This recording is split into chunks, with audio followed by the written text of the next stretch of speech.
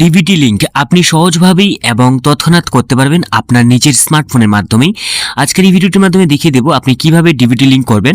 আপনার এক বা একাধিক ব্যাংকের অ্যাকাউন্ট থাকা সত্ত্বেও আপনি সহজে ডিবিটি লিঙ্ক করতে পারবেন। এর জন্য আপনি এনপিসিআই যে কোনো ব্রাউজারে সার্চ করে নেবেন এবং প্রথম যে ওয়েবসাইট রয়েছে আপনি এই ওয়েবসাইটে ক্লিক করে নেওয়ার পর কাস্টমার অপশনে ক্লিক করে নেবেন। এরপর নিচে রয়েছে ভারত আধার সেটিং অ্যানেবেল, এই অপশনে ক্লিক করে নেওয়ার পর আধার সেটিং অপশনে ক্লিক করে নেবেন। তার সাথেও আপনি কিন্তু আগে স্ট্যাটাস চেক করে নিতে পারবেন, আধার ম্যাপের স্ট্যাটাস।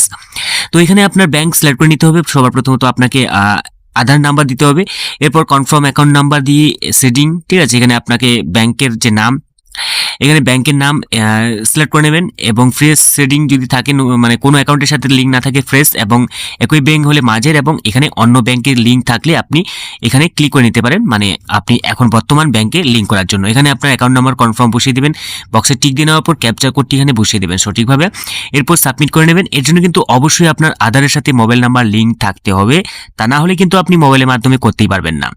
এখানে আপনাকে অ্যাগ্রি এন্ড কন্টিনিউ করে নিতে হবে, ওটিপি বসিয়ে দেওয়ার পর কনফার্ম করে নিতে হবে। এরপর কিন্তু আপনার স্ট্যাটাস দেখিয়ে দিবে যে এখানে আপনার আগে স্টেট ব্যাংক অফ ইন্ডিয়া ছিল, এখন সেন্ট্রাল ব্যাংক অফ ইন্ডিয়াতে কিন্তু আপনার ব্যাংক যে আধার সেটিং, মানে যেটা ডিবিটি লিঙ্ক, ঠিক আছে, সেটা কিন্তু কমপ্লিটলি সাকসেস হয়ে গেছে।